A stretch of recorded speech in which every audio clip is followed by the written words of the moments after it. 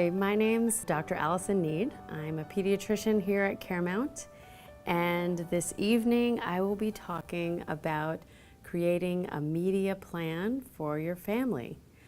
This is an important topic for children's health, both because it can affect their physical health if not well managed, and certainly it can affect their mental health if not well managed. So let me start by saying just the words parenting in the digital world, and how does that make you feel? I think for most parents that brings up many different emotions, and for many people they would probably say just that statement alone is overwhelming. It might make them feel frustrated, even angry or sad. But hopefully by the end of this talk, you will also feel curious, maybe interested about parenting better in the digital age, and even excited about the ideas that parenting in the digital age can bring you closer to your child sometimes if it's well managed. So first, I'm going to start with the little people. So children ages 0 to 5 years of age. The Academy of Pediatrics came out in 2016 with a media and young minds guidelines. And these are guidelines for this specific age group, for the 0 to 5-year-olds. And it's about managing media use in your home. And it changed a little bit from the previous guidelines. So the current guidelines say that there should be very limited, pretty much no media use in children under 18 months of age, other than possibly for video chatting, so including Skyping and FaceTime, which is particularly important if a parent is out of town, traveling for business, or for interacting with grandparents. In the 18-month to 24-month age group, the recommendation is to allow your children, if you choose to watch media, to watch high-quality media and to watch it together. Now, this guideline of watching it together is sometimes misinterpreted because it doesn't mean that you're sitting watching something on your phone while they're sitting watching Sesame Street. It means actually viewing the same program so that you can talk about it afterwards. The other part of the guidelines is that children ages 2 to 5 years of age should have a maximum of 1 hour of media exposure a day. So one important study that was done in children around 9 months of age showed that humans do not learn language development from screens. There's a whole area of videos that aren't as popular these days, but educational videos geared towards infants. And there's absolutely no scientific study that shows it is beneficial for language development or for learning. So one study that was done showed a parent teaching language to a 9-month-old, talking to a 9-month-old, and then the same parent with the exact same script on a high-definition TV did not have the same impact on that child's brain. So as humans, we need face-to-face contact, and it is not a replacement to have someone on a screen, and that's very important to remember. So if you use media as a necessity in certain situations, don't necessarily feel guilty about it, but don't fool yourself into thinking that it's beneficial to your young child. And another important thing is it should not be used as a pacifier or as the method of calming your child down. Sometimes people who find it difficult to change their child's diaper might use a screen or a phone to distract them. every once in a while that might be okay, but if you're always using that device to calm your child down, it does not allow them to learn those skills on their own, and that's very important. So quality of the media that you expose your children to is very important. The word educational doesn't mean anything. You really have to look carefully at what you're exposing them to. You want to avoid fast-paced television shows. You certainly want to avoid violence. I think everybody knows that. You want to keep them away from television commercials as long as possible. One way of doing that is by only allowing them to watch things that are videotaped previously and not exposing them to live TV for as long as you can. So there's another study that shows 10 minutes of SpongeBob viewing decreases a child's executive function. So what is executive function? Executive function is your ability to pay attention. It's your ability to control your impulses. It is self-regulation. It's organization for older children. And self-talk, which helps us plan ahead. So I think that's pretty powerful, a statement about certain media exposure. There are better choices. For example, PBS Kids has a variety of video games, one of which is a Cookie Monster game that actually is designed to improve executive function. So one of the things the game will do is it will tell the young child not to touch the cookie for a certain amount of time, and they have to control that impulse and sit on their hands or do what they need to in order to manage that impulse. And we know now that executive function is almost like a muscle that you can practice. So that is one area where media could be helpful and beneficial even. And there's more and more research being done about possible benefits of certain video games, certain apps on smartphones. There's another show called Daniel Tiger's Neighborhood, and there was a study done that showed if the show was viewed by children with their parents and then discussed by their parents, there was an increase in empathy in the child. If the show was simply watched or if the parents simply talked about the topics, there was not the same increase. So I think there's also a lot of research being done on empathy and how we can foster that. There's another app called Random Apps of Kindness, and this one also has scientifically been shown to decrease aggressive behavior and increase some empathetic thoughts in an older age group of 10 to 17-year-olds. So the co-viewing is a very important part of media viewing, particularly for young children. And then talking to your children about what they have viewed. And if you have to step away and spend 20 minutes making dinner and you're using the media to keep your child safe and keep them occupied while you're doing something that's necessary for daily living, don't feel guilty about it, but use that opportunity to discuss what your child did on their device and make it interactive.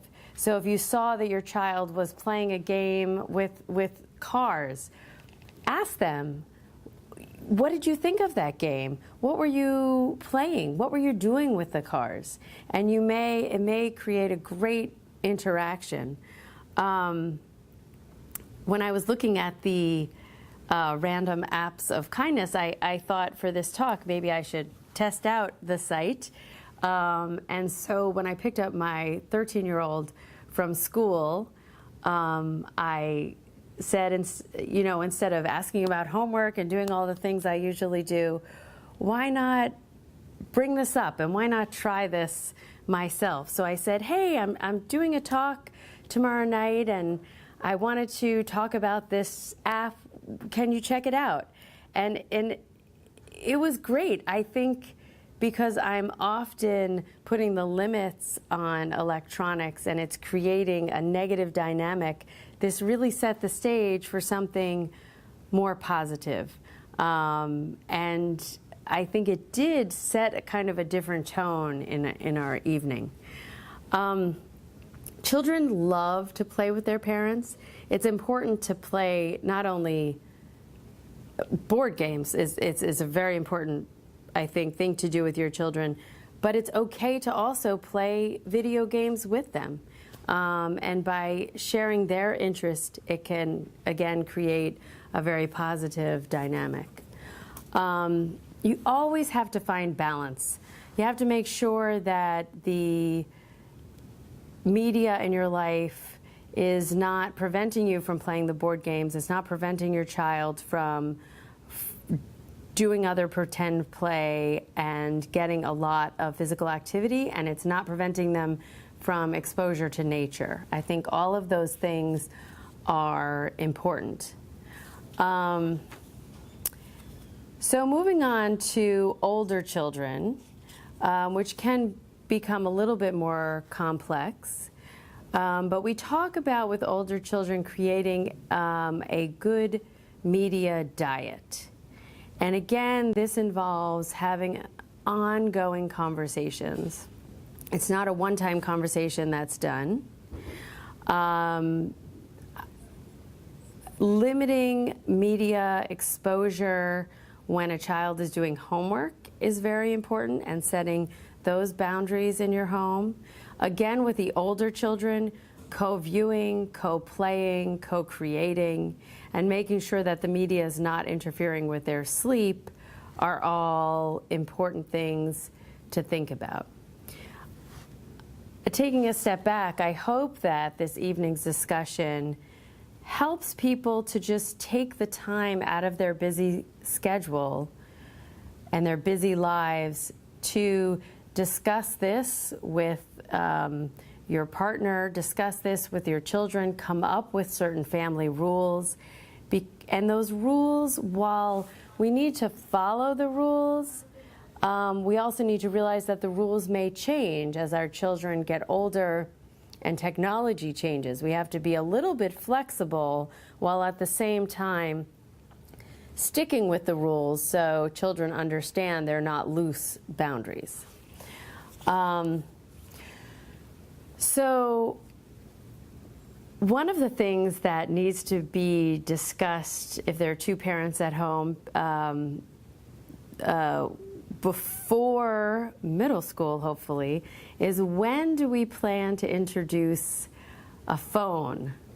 When do we plan to give our child a phone? I think sometimes it's assumed that, okay, middle school, 6th grade, they have to communicate with us. They need to get that's when everybody gets a phone. Okay, well, first of all, that age when everybody gets a phone is getting lower and lower and lower.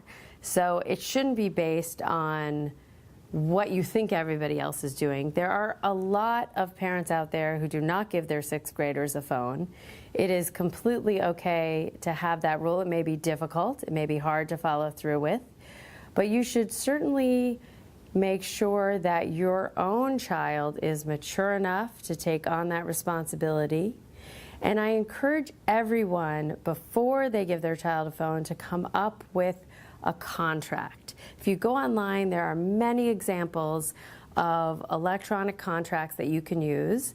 What we did in our home is we downloaded a variety of examples and then kind of created our own contract based on our own children. And one of the important things that the contract should probably start with is the fact that having a phone and using electronics is a privilege. It's not a right. And I think that children need to understand that. You can set up their media use so that it is a reward for good behavior, as opposed to setting up that removing it is a punishment. It's a much better situation to create it as a positive incentive. Another thing that people often use in that contract is knowledge that the phone actually belongs to the parents. It's not the child's phone, and the parents are going to decide how often it can be used and what it is used for.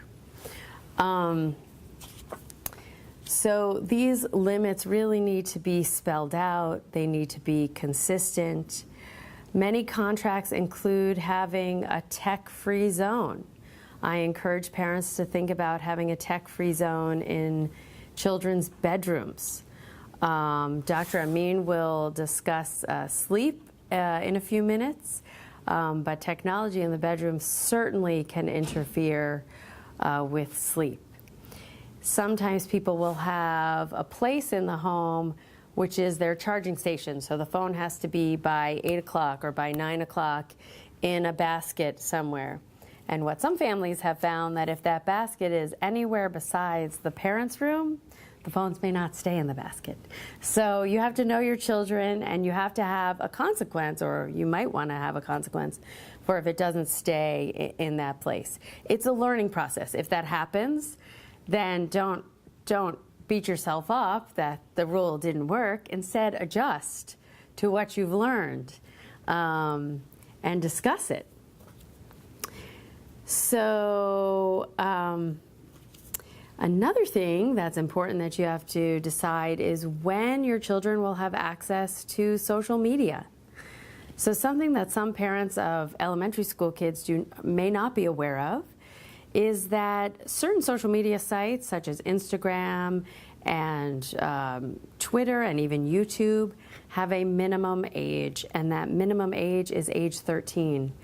So if you go ahead and download that and allow your child to have access to that before the age of 13, what message are you sending them? Are you sending a message that they're kind of above the rules, above the law? And is that the message you want to be sending? So it's very difficult to stick with these boundaries.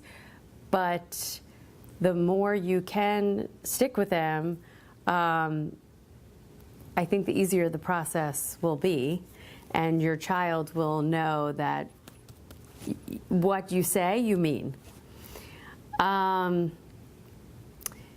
So let's now talk a little bit about video games.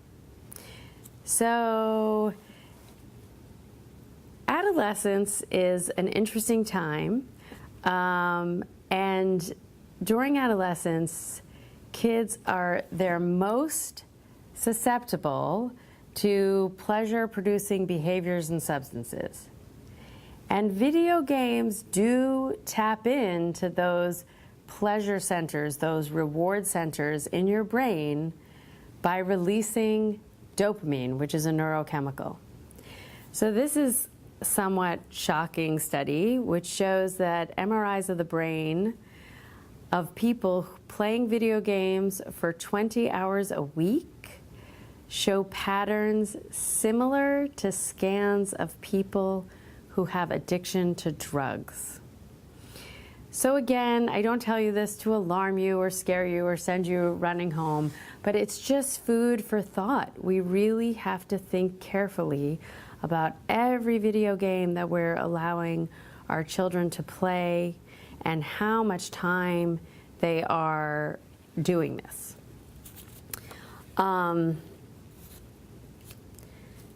And there is a medical problem that's slightly controversial, but there is a medical problem of internet gaming disorder, which is a huge problem in China. But it is something that does exist. And interestingly, it's typically treated by managing all the things that you do for wellness, which Dr. Amin again will talk a little bit more about. But maintaining a healthy environment is one of the things that we can do to kind of fight internet addiction. There's also a lot of evidence that about the effects of virtual violence. So there's very broad scientific consensus that virtual violence increases aggressive thoughts, aggressive feelings, aggressive behaviors. It causes physiologic arousal and decreased empathy. So one question you may have is, well, how do I know if this game is appropriate or not? And that's where resources are so important. One of the best resources we have that I use frequently is Common Sense Media. I'm going to say it again because it's so important. Common Sense Media is an organization that rates everything, video games, movies, TV shows, books, and gives you both professional and parent opinions about minimum age requirements for exposure to that media.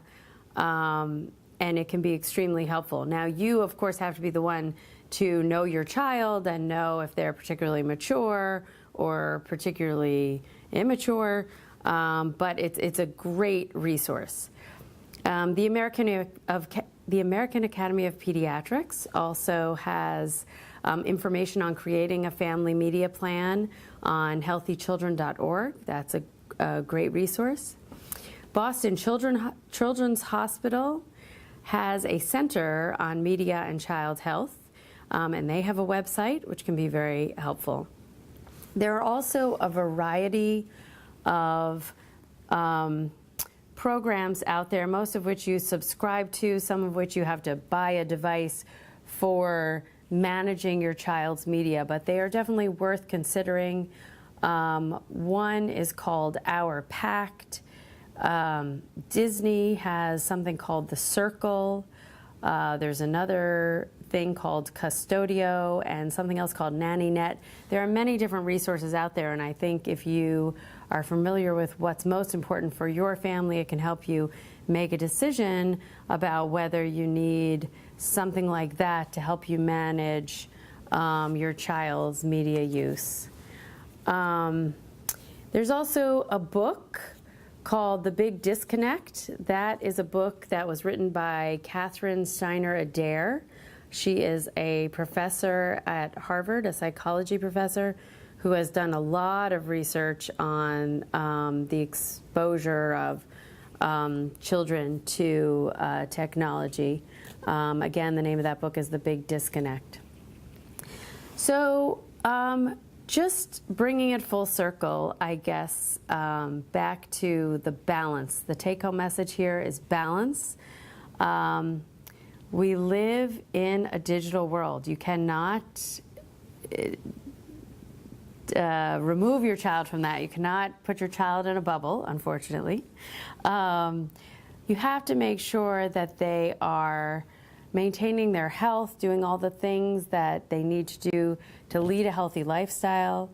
You have to make sure that they're paying enough attention to their academics, that they're reaching their social goals, that they're interacting with other kids appropriately, that they are using media appropriately, and hopefully in a beneficial way as well. And again, I encourage you to read more about media use, having a family media plan. There are some TED Talks about the benefits of media, and if the topic is particularly concerning to you, try to reframe it in the positive. How can we add to our family life by using media constructively? So I hope that this was helpful and some of the resources were helpful. And I wish you all good luck managing this in today's digital age.